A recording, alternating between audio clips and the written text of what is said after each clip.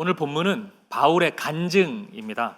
물론 바울은 요즘에 유명한 다니엘 기도회와 같은 잘 갖추어진 환경 가운데서 이 신앙의 어떤 갈망을 가지고 있는 청중들을 대상으로 간증하고 있는 것은 아닙니다. 지금 바울은 자신을 공격하는 사람들 앞에서 무슨 자객 4,000명 이끌고 예루살렘을 소란케 하는 테러리스트 정도로 여기는 그런 대적자들 앞에서 자신의 신앙의 이야기를 지금 하고 있습니다. 하지만 여러분, 바울은 그렇기에 더 간절합니다.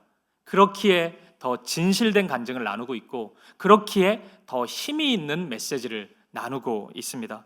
바울의 간증은 총 3단계로 나눌 수 있습니다.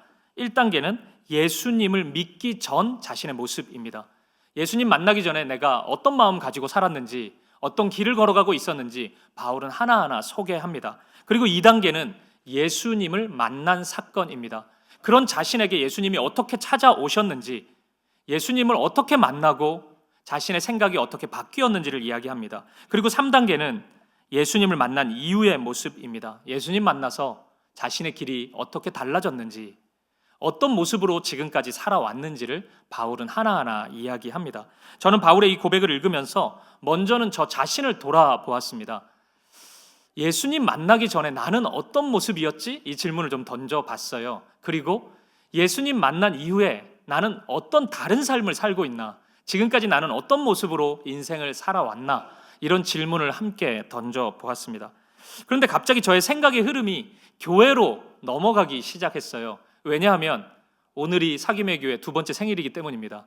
제가 몇 주 전부터 이것밖에 생각 안 했거든요. 오늘 이제 생일인데 2주년인데 이 생각 계속 하다 보니까 오늘 본문이 저 자신을 넘어서 우리 교회가 걸어온 길에 정확히 적용이 된다는 생각을 했습니다. 그래서 우리 교회를 묵상할 수밖에 없었어요. 사김의 교회가 세워지기 전에 우리의 모습은 어떠했는지, 사김의 교회가 어떤 과정을 통해서 세워졌는지, 그리고 지금은 우리가 어떤 모습으로 걸어가고 있는지, 이 부분을 생각해 보았습니다. 오늘 설교가 그렇게 만들어진 겁니다. 저에게 적용하다가 그리고 저를 넘어서 교회에 적용하는 지점에서 이 설교가 만들어졌습니다. 그래서 오늘은 본문에 소개된 바울의 고백을 통해 우리가 걸어온 길을 함께 돌아볼 수 있었으면 좋겠습니다. 우리를 찾아오시고 우리에게 베풀어 주신 은혜를 기억하고, 그런 우리를 통해 일하실 하나님을 기대하고 하나님을 소망할 수 있는 이 예배의 시간이 되기를 간절히 축복합니다. 바로 본문을 보겠습니다. 본문 3절에서 5절까지는 예수님을 만나기 전 바울의 모습이 그려져 있습니다. 먼저 3절 말씀을 함께 읽어보실까요? 같이 읽어보죠. 시작. 나는 유대인으로 길리기아 다소에서 났고 이 성에서 자라 가말리엘의 문화에서 우리 조상들의 율법의 엄한 교훈을 받았고 오늘 너희 모든 사람처럼 하나님께 대하여 열심히 있는 자라. 아멘. 바울은 유대인이었습니다. 그리고 고향은 다소입니다. 그리고 가말리엘이라고 하는 당시에 굉장히 유명한 사람입니다. 이 사람이 이 선생님 밑에서 공부했던 사람입니다. 한마디로 배경도 좋고 스펙도 빵빵했다, 이렇게 이해하면 될 것 같습니다. 게다가 하나님에 대해서 열심이었습니다. 바울은 그런 사람이었습니다. 저는 이 말씀을 우리 교회에 적용하면서 읽다가 보니까 이 바울의 모습이 꼭 교회를 시작하기 전, 그러니까 사김의 교회라는 이름으로 우리가 모이기 전 저와 여러분의 모습이었다는 생각이 좀 들었습니다. 제가 우리 사김의 교회 성도님들을 만나니까 이런저런 훌륭한 모습들이 많으세요. 세상에 있었으면 충분히 자랑할 만한 그런 것들이 많이 보이더라고요. 출신 좋은 분들도 많고 학벌 좋은 분들도 많고, 그러면서 또 겸손하신 분들이 많아요. 스스로 그 얘기를 결코 하지 않으십니다. 게다가 거기에 더해서 하나님을 향한 열심이 굉장히 크고 아름다운 분들이 많이 있다는 것을 제가 알게 되었습니다. 저는 먼저 하나님께 그 부분이 참 감사가 돼요. 이 사김의 교회라는 이름으로 우리가 함께 만났는데 그런 성도님들, 여러분과 같은 성도님들을 만나고 또 함께 섬기고 섬김 받고 하나님 나라 공동체를 세워갈 수 있다는 사실이 너무나 큰 감사가 됩니다. 그것이 우리에게 있어서 가장 첫 번째 축복이 되지 않을까? 이런 생각을 해봤습니다. 저뿐만이 아니겠죠. 여러분들도 그러시잖아요. 그죠? 만남이 축복이 되시죠? 그렇다면 우리 옆에 있는 분들 한번 바라보실까요? 그리고 인사 한번 했으면 좋겠습니다. 성도님이 우리 사김의 교회 성도님이셔서 정말 기쁘고 감사합니다. 그렇게 한번 인사하겠습니다. 성도님이 우리 사김의 교회 성도님이셔서 기쁘고 감사합니다. 정말입니다. 그런데 여러분, 오늘 이어지는 4절을 보니까 바울이 고백하기를 이런 고백도 합니다. 그 열심이, 하나님을 향해 열심히 있었는데 그 열심이 은근히 하나님과 상관이 없었다는 고백을 합니다. 분명히 3절에서 하나님께 대해 열심히 있다고 바울은 고백을 했는데 실은 그것이 어떤 면에서 보면 잘못된, 그릇된 열심이었던 겁니다. 그래서 바울은, 예수님 만나기 전 바울은 열심을 내면 낼수록 주님의 마음을 아프시게 했습니다. 열심을 내면 낼수록 주님이 원하시는 길과는 정반대의 길을 걸어갈 수밖에 없었어요. 제가 또 이렇게 보니까 이 모습도 우리의 모습이지 않았나 생각이 들었어요. 칭찬만 할 줄 알았죠. 우리가 하나님과 관계없는 길을 많이 걸어갔었구나, 이런 좀 생각이 들었습니다. 우리가 그런 사람 아닙니까? 주님께 순종하지 못했던 모습, 주님의 일을 기대하지 못한 채 불평하고 불만을 가지고 하나님을 원망했던 모습, 우리에게 너무나 자주 나타났던 모습 아니에요? 저도 그랬습니다. 제가 지금 이제 2주년이 된 건데 우리 교회가 개척 전의 상황으로 돌아간다면 가장 하고 싶은 게 뭔지 아세요? 저는 기대하고 싶습니다. 우리 사김의 교회를 기대하고 싶어요. 물론 제가 개척 전에 이 교회에 대해서 조금의 기대도 안 했을 건 아니잖아요. 기대했죠. 근데 아쉬워요. 충분히 기대하지 못했다는 것에 대해서, 충분히 이 하나님이 세워가실 공동체에 대해 소망하지 못했다는 것이 아쉬워요. 너무 걱정을 많이 했어요. 너무 불안해했고 염려가 너무 많았습니다. 거의 제가 잠을 못 잤거든요, 사실 개척 전 1년 동안은. 그러니까 그게 너무 후회돼요. 충분히 기대할 걸, 하나님이 일하심에 대해서 충분히 소망할 걸. 그래서 저는 만약 2년 전, 3년 전에 유병희 목사를 만난다면 그 얘기 꼭 해주고 싶습니다. 기대하라고. 하나님이 행하실 일이 너무 크니까 걱정하지 말고 잠 자라, 지금 괜찮으니까. 그리고 기대해라, 하나님을 소망해라, 그 얘기를 꼭 하고 싶습니다. 근데 뭐 이게 저만의 이야기겠어요? 여러분도 그렇잖아요. 우리 모두가 실은 크고 작은 모습에서 바울의 모습을 보이고 있었습니다. 아주 가끔은 뭐 하나님을 향한 열심도 좀 나타나고 그렇지만 너무나 자주 하나님과 관계없는 말과 생각을 하지 않았습니까? 하나님의 생각은 여기 있는데 정반대의 지점에 서 있으면서 하나님을 원망하고 불평하고 그 어떤 감사도 하지 못한 채 살아갔던 모습이 바로 우리들 아닙니까? 우리가 그렇게 하나님을 너무나 자주 아프게 했던 사람들이었습니다. 그런데 여러분, 그런 우리를 하나님이 이곳에 불러주셨습니다. 바울을 향해서 다메섹에서 강권적으로 찾아오신 예수님처럼 하나님께서 강권하심으로 우리를 이곳에 불러주셨습니다. 저는 오늘 말씀을 묵상하면서 바로 이 지점이 바울과 우리의 가장 비슷한 부분이 아닐까, 이런 생각을 했습니다. 강권하심으로 주님이 우리에게 찾아오셨다는 사실입니다. 주님이 바울을 향해 다가오신 모습을 한번 보죠. 본문 6절입니다. 22장 6절 같이 읽어보겠습니다. 시작. 가는 중 다메섹에 가까이 갔을 때 오정쯤 되어 호련히 하늘로부터 큰 빛이 나를 둘러 비치매. 아멘. 빛으로 다가오셔요. 왜요? 물론 요한복음 말씀에 따르면 주님을 빛이라고 표현하기 때문에 빛이 빛으로 오는 건 당연하지만 저는 이유가 있다고 생각합니다. 바울이 지금까지 걸어왔던 길이 얼마나 어둡고 위험한 길이었는지를 보여주시기 위함입니다. 그 길이 어두웠기 때문에 빛으로 오셔야 드러나게 되거든요. 바울이 가지고 있었던 생각이, 그의 삶의 목표가 얼마나 어둡고 어리석은 길이었는지 우리 주님은 알려주시기 위해서 우리 주님은 강한 빛으로 바울에게 찾아오셨던 것입니다. 제가 지난 2년 시간 우리 사김의 교회를 추억해 보니까 우리 주님이 2년 동안 우리에게 그런 빛으로 다가오신 것 같아요. 필요할 때마다 말씀의 빛을 우리에게 비춰주신 것 같습니다. 뭐 이 얘기를 오해하지 마세요. 뭐 제가 설교 엄청 잘했던 사람입니다. 뭐 이 얘기를 하려는 게 아닙니다. 하나님께서 우리에게 우리 삶의 자리에서 하나님의 뜻이, 하나님의 마음이 무엇인지를 말씀해 주셨다는 생각이 들어요. 저는 말씀을 전하는 자니까 그 말씀이 적용되는 범위가 굉장히 좀 한정적입니다. 제가 살아가는 삶이 좀 단순하기 때문에 제가 선포하는 말씀이 적용되는 폭이 좀 좁아요. 근데 이제 여러분들의 이야기를 좀 듣다 보면은 그 적용점이 굉장히 넓다는 생각을 하거든요. 그게 참 감사해요. 제가 말씀을 준비할 때는 그 정도의 생각과 기대는 못했던 것 같은데, 이 말씀이 어디로 움직여서 적용이 될지 몰랐던 것 같은데, 이렇게까지 적용이 되는구나, 이렇게까지 열매를 맺게 하시는구나, 그것이 참 감사했습니다. 그리고 우리의 예배뿐만 아니라 우리의 다락방에서, 청년부 GBS 소그룹에서, 그리고 우리가 이런저런 모임과 만남, 그리고 90일 동안 읽었던 성경 통독, 또 매일같이 하는 묵상, 이런 시간들을 통해서 하나님께서 빛으로, 말씀의 빛으로 우리에게 다가와 주셨다는 그런 확신이 들었습니다.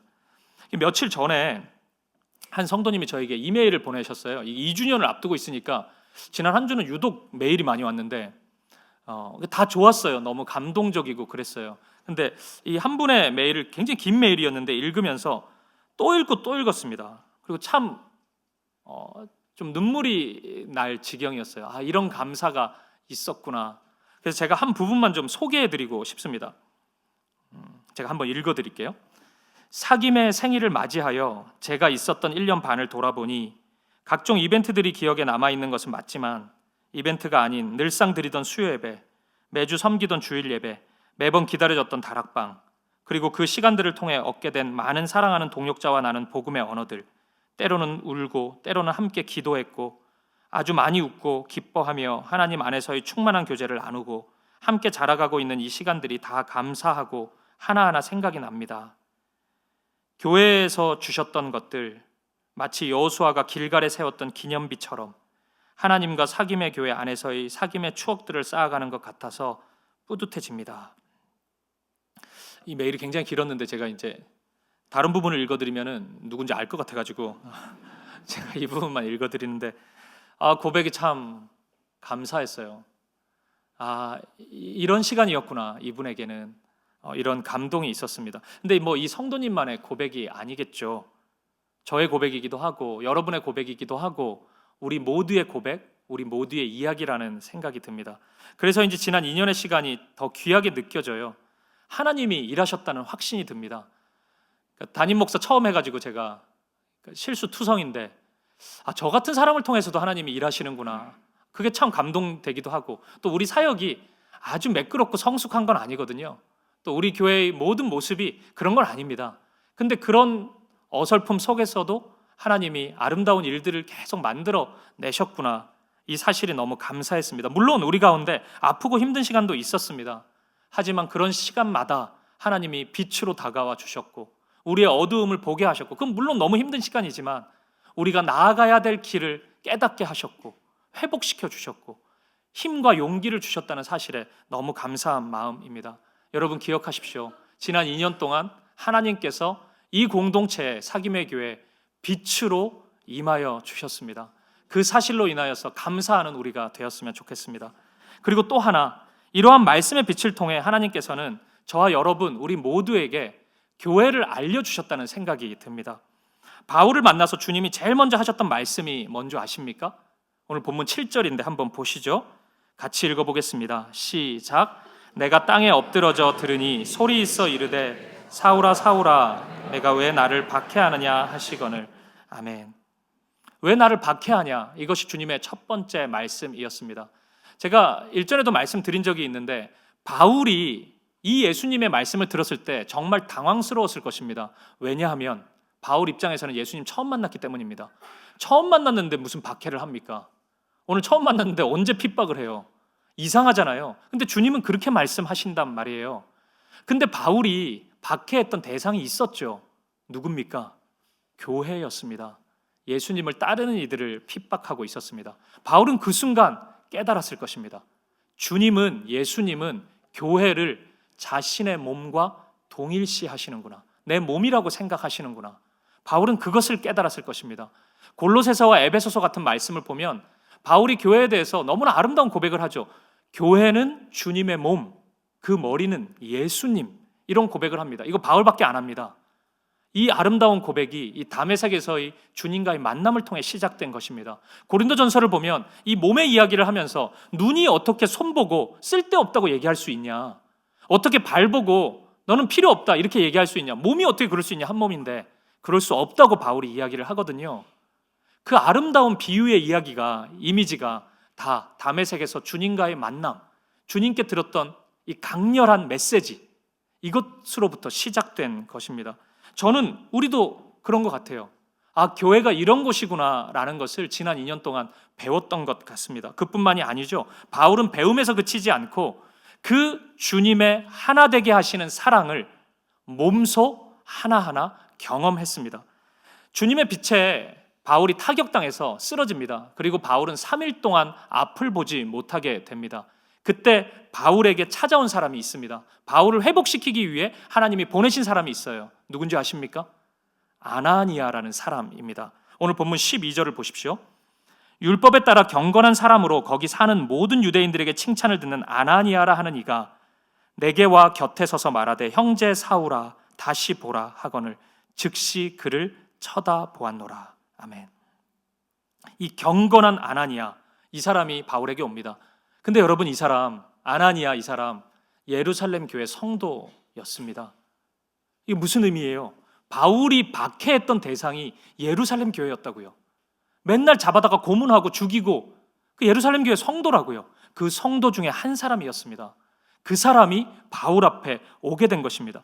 하나님께서는 바울을 회복하는 도구로 예루살렘 교회 성도인 아나니아를 사용하신 것입니다. 그리고 아나니아에게 너 바울에게 가라고 말씀하셨던 거예요. 결국 바울은 이 아나니아를 통해서 주님의 사랑이 무엇인지를 깨닫게 됩니다. 자신이 박해하고 핍박했던 그가 보여주는, 그 교회가 보여주는 섬김과 헌신을 통해서 주님의 사랑이 어떠한지를 바울은 몸소 경험할 수 있었던 것이에요. 그런데 여러분, 이 장면을 소개하는 사도행전 9장을 보면 지금 사도행전 22장은 간증이고 그 내용이 사도행전 9장의 내용이란 말이에요. 근데 그 9장을 보면 흥미로운 몇 가지 부분이 있습니다. 이 부분 조금만 살펴보겠습니다. 먼저 사도행전 9장 13절 말씀을 우리 함께 보겠습니다.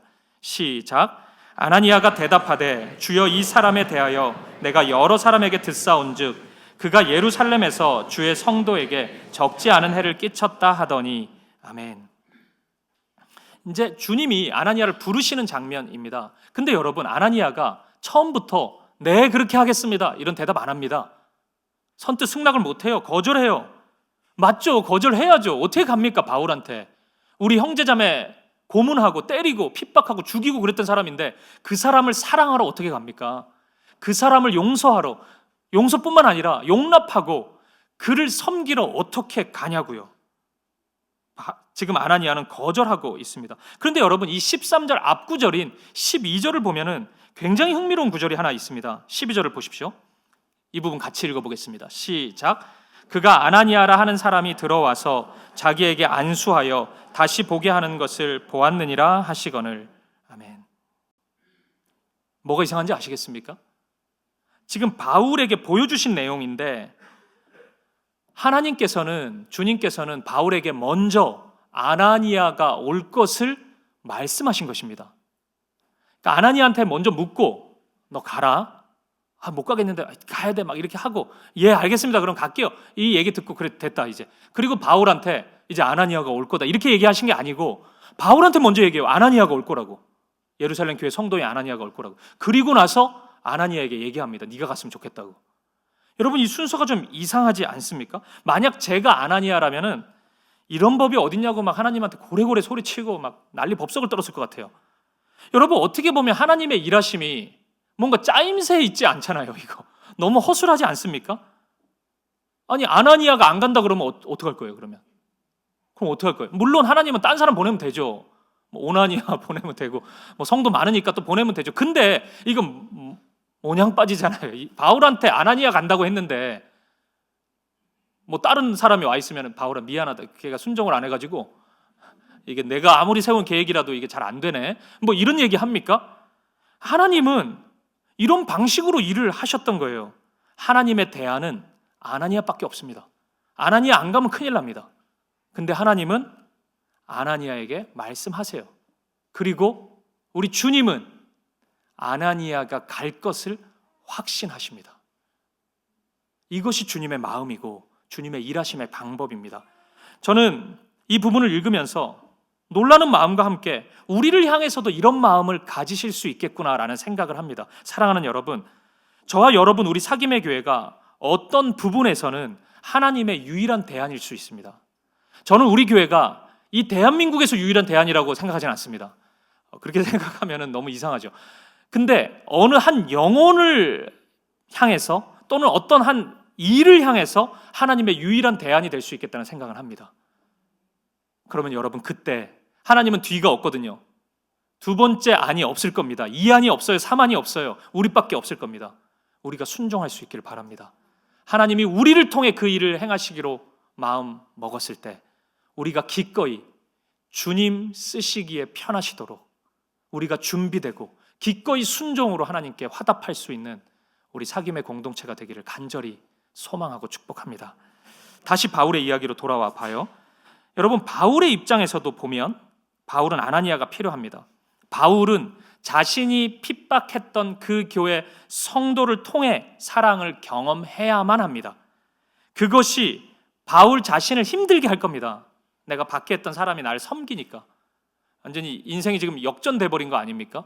그러니까 얼마나 고통스러웠겠어요. 하지만 그렇게 해야 됩니다. 왜냐하면 그래야 진짜 하나님의 사랑이 무엇인지, 교회의 사랑이 무엇인지 바울이 머리로 이해하는 것을 넘어서 경험할 수 있기 때문입니다. 바울이 예상했던 누군가의 사랑을 받았다면 바울은 그 사랑을 그 정도 선에서 이해했을 것입니다. 하지만 아나니아가 왔기 때문에 바울은 그 사랑이 나의 모든 생각을 뛰어넘어서 끝없이 펼쳐지는 깊고 넓은 사랑이라는 것을 깨달을 수 있었던 것입니다. 그래서 그렇기 때문에 하나님의 대안은 딱 하나, 아나니아였던 것입니다. 그리고 이어서 9장 17절도 한번 보십시오. 아나니아가 떠나 그 집에 들어가서 그에게 안수하여 이르되 형제 사울아, 주 곧 내가 오는 길에서 나타나셨던 예수께서 나를 보내어 너로 다시 보게 하시고 성령으로 충만하게 하신다 하니 18절 즉시 사울의 눈에서 비늘 같은 것이 벗어져 다시 보게 된지라 일어나 세례를 받고 19절 음식을 먹음에 강건하여지니라 사울이 다메섹에 있는 제자들과 함께 며칠 있을새. 아멘. 아나니아가 결국 가죠. 그리고 주님이 말씀하신 그대로 순종합니다. 12절의 주님의 명령은 17절에서 그대로 복사해서 붙인 것처럼 그대로 현실이 됩니다. 그런데 성경은 하나의 모습을 더 알려줘요. 19절입니다. 음식을 먹음에 강건하여지니라. 바울이 음식을 먹고 강건하여져요. 여러분, 이 음식 누가 해준 겁니까? 배달의 민족입니까? 그런 거 없잖아요. 아니면 누가 갖다 줬어요? 그게 아니에요. 아나니아가 한 겁니다. 아나니아는 기계적인 순종한 게 아니에요. 가기 싫은데 하라니까 근데 간다 그러면은 또 안 가면 또 뭐라 하실 수 있으니까. 그래서 가서 되게 짜증나는 표정으로 대화도 안 하고 그냥 안수하라 그러니까 손 대충 얹고 빨리 바쁜 일 있다고 나 갈 거라고 그렇게 온 게 아니에요. 이곳에 사랑의 말과 행동을 다 하고 있습니다. 바울에게 음식을 해줘요. 더군다나 바울은 3일 동안이나 먹지 못했잖아요. 3일 금식 해보면 아무거나 김치찌개 먹으면 안 된다고요. 그때는 그러니까 대충 음식을 차리면 안 되고 속에 편한 음식을 정성을 담아서 해야 되죠. 아나니아가 그거 한 겁니다. 여러분, 이렇게 바울은 교회를 배웠고 교회를 경험했던 것입니다. 저는 지난 2년 우리 사김의 교회의 시간도 이와 비슷하다고 믿습니다.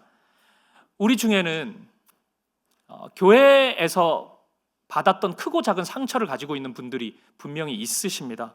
그런데 여러분, 결국 또 교회로 오셨잖아요. 그러니까 이게 주님의 강권하심 아니고서는 어떻게 설명이 됩니까? 그렇게 아픈 일이 있었는데 어떻게 또 교회로 오게 되었어요? 주님이 우리를 불러주신 것입니다. 그리고 이곳에서 조금씩 회복되는 모습을 제가 봅니다. 나를 찾아온, 여러분을 찾아온 아나니아를 통해서 때로는 다락방에서 수많은 아나니아 순원들을 만나고 아나니아와 같은 섬김과 헌신을 보여주는 순장님을 통해서 또 이곳저곳에서 만나는 많은 아나니아들을 통해서 조금씩 마음의 상처가 치유되는 것을 경험하고 있습니다. 사실 저부터가 그렇습니다. 재작년에 제가 한번 나눴던 것 같은데 저는 사실 어린 시절에 제가 섬겼던 교회가 크게 싸웠기 때문에 교회로부터 받은 상처가 있는 사람입니다. 그래서 교회에 대한 막연한 기대와 소망을 자연스럽게 가지지 못했던 사람입니다. 그리고 권위자에 대한 상처도 있었습니다. 그래서 저는 부교육자 때도 담임 목사님과 교제하고 담임 목사님을 대하는 것이 굉장히 힘들었던 사람입니다. 근데 저는 이찬수 목사님이라는 어른을 만났고 그 부분이 다 치유될 수 있었습니다. 그리고 또 사김의 교회를 만났어요. 이 교회 안에서 교회를 향해 가졌던 많은 불안함들, 상처들이 제가 다 치유되는 것을 경험합니다. 그리고 하나님을 바라볼 수 있게 되었고 하나님의 일하심을 하나하나 확인할 수 있는 그런 믿음의 눈도 가지게 되었습니다. 그래서 저는 이 은혜의 첫 번째 수혜자가 저라고 생각합니다. 근데 저만 이 은혜 받았다고는 생각 안 합니다. 여러분도 그 은혜를 하나하나 누리고 있다고 생각합니다. 근데 여러분, 이 은혜를 이 사도행전 9장에서 바울만 누린 게 아니잖아요. 아나니아도 누려요. 바울은 되게 좋은데 아나니아는 고생만 하고 내가 왜 바울을 위해서 이렇게 희생해야 되나 이렇게 생각한 게 아니거든요. 아나니아도 한 영혼이 회복되는 은혜를 가까이서 볼 수 있었습니다. 하나님 나라가 어떻게 임하는지를 볼 수 있었어요. 아나니아도 가지고 있는 한계가 있었다고요. 생각의 틀이 있었다고요. 그 틀을 무너뜨리시고 하나님이 역사하시면 이런 일이 일어나는구나. 하나님이 회복을 명하시면 이런 관계까지도 회복이 되는구나. 아나니아는 이 사실을 바울에게 갔기 때문에 보고 경험할 수 있었습니다. 사실 이 자리에 많은 분들이 사도행전 9장 13절의 현실에 서 있으셨습니다. 9장 13절이 뭐예요? 아나니아가 주님께 갈 수 없다고 얘기하는 거. 근데 어떻게 바울한테 가냐고 막 짜증내면서 얘기하는 그겁니다. 우리도 이런 수많은 변명들이 있지 않았습니까? 나는 이래서 믿음을 지킬 수 없고, 이래서 사랑을 실천할 수 없고, 이래서 교회를 신뢰할 수 없고, 이래서 순종할 수 없다고 우리도 수많은 이유를 나열했던 그런 사람들이었는데 결국 믿음의 자리에, 사랑의 자리에, 순종의 자리에 서 있게 되었습니다. 주님이 우리를 그 자리에 부르셨기 때문에 이 모든 일이 가능했습니다. 물론 완벽하지 않았죠. 지금도 완벽하지 않죠. 우리의 사랑이 주님의 사랑, 바울의 사랑과 비교해서 온전하다고 할 수 없겠죠. 하지만 우리 모두가 조금씩 그 순종을 향해 나아가고 있습니다. 그리고 그 섬김 덕분에 바울이 살아나고 있고 수많은 바울들이 이 교회에서 살아나고 있고 그리고 우리의 그 작은 섬김 덕분에 우리도 그 은혜를 보고 있고 경험하고 있습니다. 그 결과 잃어버린 교회를 향한 꿈을 우리가 다시 꾸고 있다고 확신합니다. 저는 이것이 2년간 우리가 걸어왔던 은혜의 시간이었다고 생각합니다. 여러분, 우리를 그렇게 사랑으로 교회가 무엇인지, 주님의 일하심이 무엇인지를 알려주신 그 주님께 모든 영광과 감사를 올려드리는 이 시간이 되기를 간절히 소망합니다. 그리고 여러분, 마지막으로 바울은 사명을 받습니다. 주님을 만난 것으로 그치지 않고 주님으로부터 받은 사명이 있습니다. 본문 21절을 보십시오. 같이 읽어보겠습니다. 22장 21절 시작. 나더러 또 이르시되 떠나가라. 내가 너를 멀리 이방인에게로 보내리라 하셨느니라. 아멘. 보내시는 하나님의 명령을 받습니다. 떠나라는 사명을 받게 돼요. 바울은 이제 꿈의 사람이 됩니다. 하나님과 관계없이 살았던 바울이고 꿈꿀 수 없었던 바울인데 이제는 하나님의 꿈으로 가득 찬 꿈의 사람이 되었습니다. 그리고 여러분, 그 하나님이 이제 저와 여러분, 우리에게도 우리를 향한 꿈을 주고 계십니다. 우리를 향해서도 부르신 자리로 가보라고 급하게 우리를 휘몰아치는 것은 아니지만, 휘몰아 가시는 건 아니지만 단호하게 우리에게 그 자리로 가보라고 우리 주님은 말씀하고 계십니다. 가장 먼저는 그 자리가 우리의 삶의 자리겠죠. 우리의 가정이겠죠. 우리의 직장일 것입니다. 우리가 매일 서 있는 그 자리일 것입니다. 그곳을 향해 가라고 말씀하십니다. 그리고 하나님은 지경을 넓혀 가십니다. 그 자리를 넘어서 우리가 보지 못했던 대상, 생각하지 못했던 대상들을 하나님은 보게 하고 계십니다.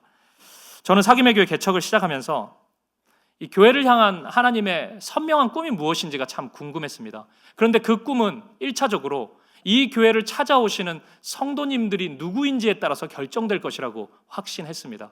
어떤 사람들이 우리의 가족이 되느냐, 우리의 한 몸이 되느냐, 그것이 우리의 가야 할 구체적인 방향이 될 것이라고 생각했어요. 지난 2년간 한 몸 된 지체들을 가만히 바라보니까 어떤 특징이 있다는 것을 제가 알게 됐습니다. 가장 먼저는 여러분들이 잘 아시는 것처럼 우리 교회에 많은 청년들을 하나님이 보내주셨습니다. 지난주에 확인해 보니까 등록한 사람이 청년이 300명이 넘어요 지금. 속도가 굉장히 빠릅니다. 근데 여러분 보십시오. 젊은이들이 교회를 떠나고 있는 분위기라고 하잖아요. 근데 이 교회에 젊은이들을 보내주고 계세요.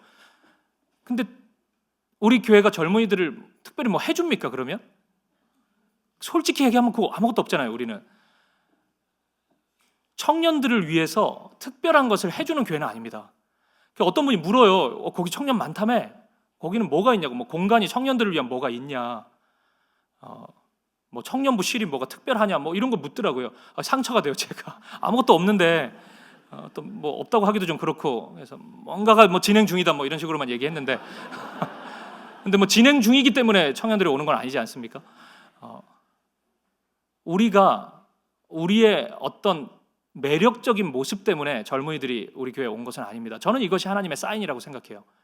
마치 엘리야에게 보여주셨던 작은 구름처럼 그 작은 구름이 비가 내릴 것을 보여주는 하나님의 사인이지 않았습니까?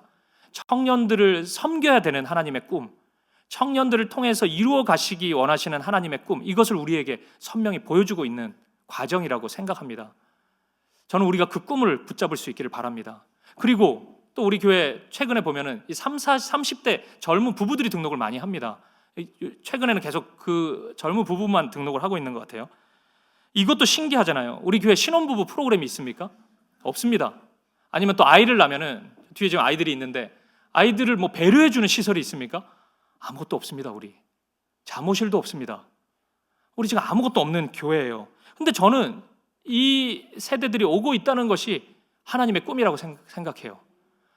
코로나 이후에 교회에서 흔적도 없이 사라진 세대 1번이 30대, 40대라고 하는데 이 세대가 오고 있단 말이에요.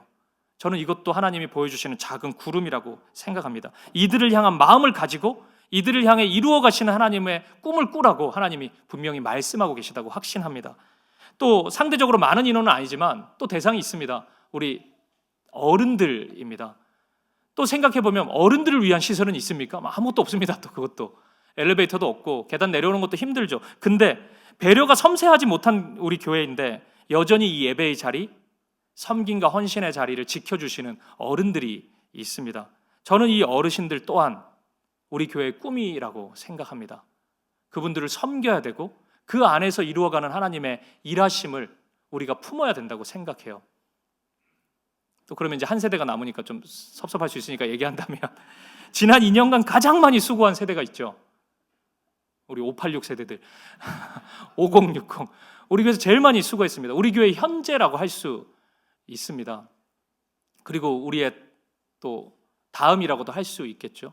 저는 이 세대도 우리가 품어야 된다고 생각합니다. 뭐 이렇게 보면 다 품어야 되는데 저는 이것도 감사해요. 우리 교회가 어느 특정 세대만이 있는 교회가 아니라는 것이 감사합니다. 모두가 다 함께 하는 거예요. 우리 교회가 요람에서 무덤까지 함께 갈 수 있는 교회였으면 좋겠습니다. 이곳에서 태어나고 저 뒤에 있는 저 아이들이 주님 부르시는 그 순간까지 우리가 함께 걸어갈 수 있는 공동체였으면 좋겠습니다. 오늘 우리가 그 꿈을 꾸고 그 꿈을 이루어가는 공동체가 되기를 간절히 축복합니다. 근데 여러분, 이렇게 모든 세대를 섬기는 것이 우리의 꿈이기도 하지만 또 특정한 하나님이 주신 사인이 있기 때문에 그 세대를 섬기고 품는 것이 우리의 꿈이기도 하지만 동시에 그 세대들마다 하나님이 이루어가기 원하시는 그 세대에게 주시는 꿈도 있다고 저는 생각합니다. 제가 작년 말에 우리 청년부 리더 모임에 가서 우리 교회의 어떤 꿈에 대해서 짧게 나눈 적이 있습니다. 우리 사김의 교회에서 기성세대, 그러니까 부모 세대가 할 일과 청년 세대가 할 일이 나누어져 있다는 이야기였습니다. 우리의 첫 번째 목표는 성경적인 교회를 세우는 것이 되어야 합니다. 성경이 말씀하는 바로 그 교회. 그래서 우리 교회 안에 어떤 인간적인 것이 너무 많이 작동되지 않았으면 좋겠어요. 그러니까 우리 모두가 나의 희생이 있더라도 성경이 말씀하는 그 교회를 세워갈 수 있었으면 좋겠습니다. 우리 한국교회가 많은 성장과 아름다운 모습이 있었지만 성경이 이야기하는 그 모습에서 이탈된 모습도 너무 많았습니다. 그것이 우리에게 상처가 되었고 이 세상을 향해서 복음의 빛을 밝히지 못하는 그런 연약이 되기도 했습니다. 저는 이거 세워야 된다고 생각합니다. 그리고 이 일은 기성세대들에게 맡겨져 있다고 생각합니다. 우리 함께 이 일을 세워갔으면 좋겠습니다. 성경적인 그 교회 세울 수 있는 일에 모든 것을 투자하고 모든 것을 담고 함께 세워갔으면 좋겠습니다. 그러면 하나님이 그 다음을 허락해 줄 거예요. 구체적인 꿈을 주실 것입니다. 비전을 주실 거예요. 빠르게 변화하는 이 세상 속에서 어떤 그 문화적인 내러티브 속에서 복음이 어떤 옷을 입고 이 세상 구석구석에 전해져야 되는지 하나님이 구체적으로 해야 할 일을 우리에게 저는 주실 것이라고 확신합니다. 분명히 주실 것입니다. 그런데 여러분, 그 일은 청년들이 해야 합니다. 청년 세대가 그 일을 꿈꾸고 실천해 나아가야 됩니다. 저는 청년들이 그 꿈을 꾸었으면 좋겠다고 작년에 청년 리더들에게 이야기했습니다. 우리 사김의 교회 그 다음은 지금 있는 기성세대들이 완성하는 것이 아닙니다. 우리는 성경적인 교회가 세워지는 그 순간 물러나야 됩니다. 그리고 젊은 세대들이 그 일을 이루어 가야 될 것입니다. 이제 우리 청년들이 그 꿈의 완성자가 될 수 있도록 지지하고 응원하고 기도해 줘야 됩니다. 그리고 청년들은 작년 세대들이 그 틀을 잘 만들 수 있도록 인간적이고 허무맹랑한 교회의 틀이 아니라, 모습이 아니라 너무나 성경이 말씀하고 있는 그 교회를 세워갈 수 있도록 또 지지하고 응원하고 기도해 줘야 될 것입니다. 그렇게 한 마음이 되어서 하나님이 주신 그 역할을 꿈꾸고 소망하면서 한 걸음씩 나아갈 때 하나님께서 크고 아름다운 일을 우리 교회 가운데 이루실 것이라고 확신합니다. 우리는 그 꿈을 향해서 하나님이 주신 그 꿈을 붙잡고 나아갈 것입니다. 그리고 그 꿈은 우리에게서 머물지 않을 것입니다. 우리의 지역을 넘어서, 이 민족을 넘어서 모든 민족과 열방 가운데로 흘러가야 될 것입니다. 제가 지난 수요 예배 때 목사가 아니라 선교사의 자격으로 제가 설교를 했습니다. 그 선교적 교회의 꿈을 제가 나누었어요. 오늘 이 말씀에 더불어서 더 큰 부담을 가지기 원하시는 분들은 그 설교를 꼭 들어보십시오.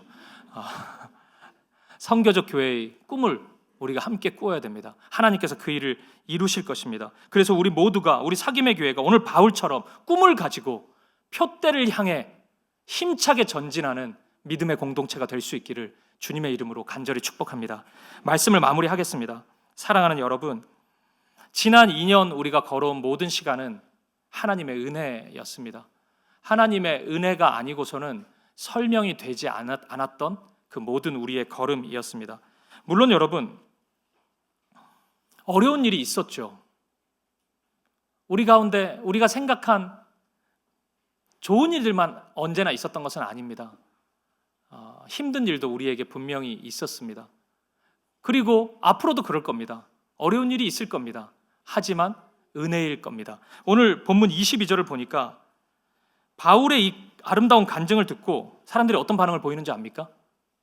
아멘으로 화답하고 막 회심하고 그랬을 것 같죠? 아닙니다. 한번 보십시오. 22절입니다. 이 말하는 것까지 그들이 듣다가 소리질러 이르되 이러한 자는 세상에서 없애버리자. 살려둘 자가 아니라 하여 떠들며 옷을 벗어 던지고 티끌을 공중에 날리니. 죽이자 그래요, 바울을. 이게 바울 앞에 있었던, 예수님을 만나고 말씀의 빛을 경험하고 사명을 받고 그 표대를 향해서 달려나아갔던 바울을 기다리고 있는 일이었습니다. 마냥 평탄한 것이 아니었어요. 그런데 여러분 기억하십시오. 이런 어려움은 꽤 괜찮은 어려움입니다. 왜냐하면 하나님이 함께 하시기 때문입니다. 믿음의 길을 걷다가 만나는 어려움이기 때문에 그래요. 그러면 하나님이 수습하십니다. 하나님이 결론을 하나님의 계획 가운데 분명히 만들어 가십니다. 그렇기 때문에 괜찮은 어려움이에요. 그런데 여러분 진짜 문제가 뭔지 아십니까? 바르지 못함에도 전혀 문제가 없을 때입니다. 하나님의 영광도 나타나지 않고 하나님의 은혜도 없는데 괜찮은 거, 아무런 소동이 없는 거, 어려움이 없는 거, 그게 진짜 문제이고 심각한 현실입니다. 그렇기 때문에 여러분, 어려움을 두려워하지 마십시오. 제가 2년 전 우리 사김의 교회 첫 예배 때 나누었던 설교를 혹시 기억하는 분들이 있을지 모르겠습니다. 예수님의 제자들이 이제 배 타고 가다가 풍랑을 만난 장면이에요. 근데 여러분, 예수님의 제자들이 이제 건넌 마을로 가려고 배 타고 가고 있었는데 그거 왜 건너가는지 아십니까? 예수님이 가라 그래서 가는 겁니다. 제자들이 갈 마음이 없었어요. 예수님이 가라고. 순종하면서 가고 있었는데 풍랑을 만난 것입니다. 그럴 수 있는 거예요. 짜증나죠. 순종했는데 이게 뭐냐고. 내가 주님 말씀 따라왔는데 왜 이 어려움이 있냐고 따지고 싶죠. 그런데 그럴 수 있는 겁니다. 어려움이 있을 수 있어요. 주님이 인도하시는 길에도 풍랑이 일어날 수 있고 소동이 일어날 수 있고 얼마든지 이럴 수 있습니다. 지난 2년 시간 그랬고 앞으로도 그럴 겁니다. 하지만 여러분, 예수님이 그 자리에 계십니다. 그러면 그 모든 풍랑은 주님의 도구가 될 것입니다. 결국 우리의 어려움은 하나님의 도구가 될 것이에요. 그러니 여러분, 이런저런 계산하지 말고 앞으로 나아갈 수 있기를 바랍니다. 주님이 계시다면, 주님의 말씀이 인도하고 있다면, 다른 생각하지 말고 그곳에 주님이 계시다면 그곳을 향해 기꺼이 지체하지 말고 달려 나아갈 수 있는 우리 되었으면 좋겠습니다. 우리 사김의 교회가 이제 2번째 생일을 지납니다. 이제부터는 어린이 교회라고 얘기하지 않았으면 좋겠습니다. 이제 어린이 아닙니다. 우리도 사명을 붙잡아야죠. 저와 여러분 모두가, 우리 사김의 교회가 주님이 계시다면 이제는 폭풍우를 향해서도 기꺼이 달려 들어갈 수 있는 믿음의 공동체가 될 수 있기를, 그런 순종의 공동체, 그런 꿈의 공동체가 될 수 있기를 주님의 이름으로 간절히 축복합니다.